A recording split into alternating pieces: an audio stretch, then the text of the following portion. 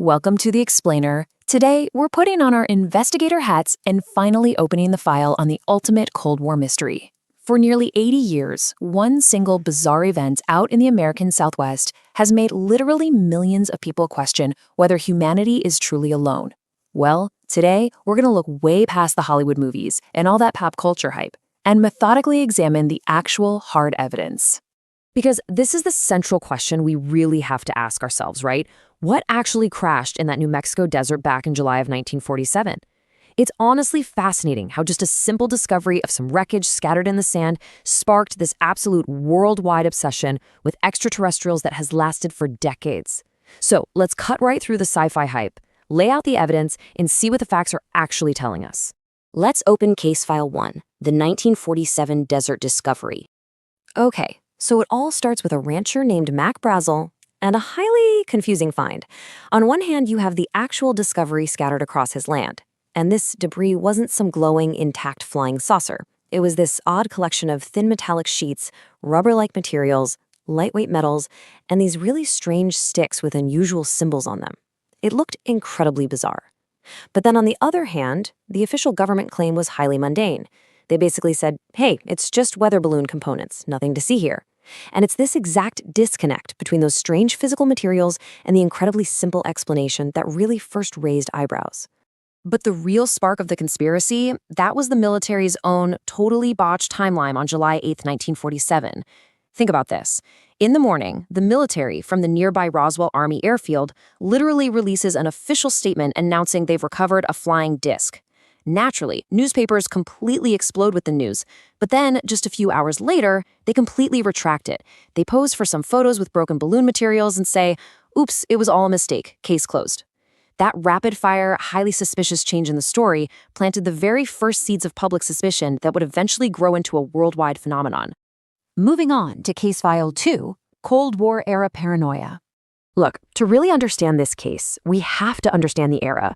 The Roswell Incident absolutely didn't happen in a vacuum. World War II had just ended, sure, but a new, quiet war with the Soviet Union had just begun. The U.S. government was operating in an environment of intense, unprecedented secrecy. We are talking about a massive race to build powerful weapons, highly classified military projects, advanced aircraft testing, and hidden surveillance networks. The government was essentially already operating in the shadows, and that created incredibly fertile ground for conspiracies to take root, especially since people were already seeing weird experimental aircraft in the sky and wondering exactly what they were looking at. Which naturally leads us to a pretty massive question. If the debris really was simply a harmless weather balloon, why did the military react with such extreme secrecy? I mean, why the sudden panicked retraction? Why were there all these reports of military personnel blocking roads and securing the area over some rubber and tinfoil? It is totally human nature to assume that if someone's hiding something that aggressively, it must be huge. And back then, huge immediately translated to alien technology. Next up, Case File 3, Investigating Physical Debris. Now, to actually solve the mystery of this wreckage, we've got to fast forward all the way to the 1990s. That's when the U.S. government finally declassified the real source of the crash. Turns out the debris belonged to a top-secret initiative called Project Mogul. This was a highly classified U.S. military program where they used specialized high-altitude balloons equipped with microphones. And their purpose? They were specifically designed to detect the sound waves of Soviet nuclear tests. Because this surveillance project was absolutely top secret back in 1947, the military obviously couldn't exactly announce it to the press. They had to hide its true purpose at all costs. And honestly, this neatly explains both the unusual, highly durable materials Brazel found and the military's incredibly desperate, clumsy cover-up that followed. So when we actually line up the sensational conspiracy theories right against the declassified reality, we can methodically cross out the sci-fi claims. All those rumors of hidden alien tech, underground labs at Area 51, and flying discs, they simply don't hold up to scrutiny. The investigators' reality is grounded entirely in Project Mogul balloons, classified aircraft testing, and intense Cold War surveillance. At the end of the day, it's a fascinating story of human military secrets, not extraterrestrial visitors. All right, let's turn to Case File 4, Flaws of Witness Testimony. Now, you might be wondering, what about the people who were actually there? Well, it's interesting because for years after the crash, the story actually kind of faded away. But decades later, these explosive, highly emotional testimonies started emerging, really complicating the case. Former military personnel and locals suddenly started describing seeing small humanoid bodies with large heads. They talked about unbendable memory metals that magically snapped back into shape. There was even a former mortician who claimed he received bizarre inquiries about child-sized coffins, and military personnel who said they were forced to sign incredibly strict secrecy agreements. I mean, these were incredibly detailed, shocking claims.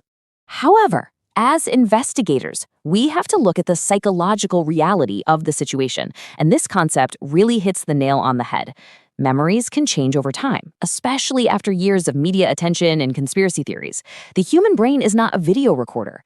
Decades had passed between the actual events of 1947 and when these spectacular stories were finally being told. And during that massive chunk of time, the entire world became completely saturated with UFO culture. So we really have to ask ourselves, can we trust a memory decades after the fact? It's kind of like the Mandela effect, right? Where large groups of people distinctly remember something happening a certain way, only to find out they are completely, factually wrong.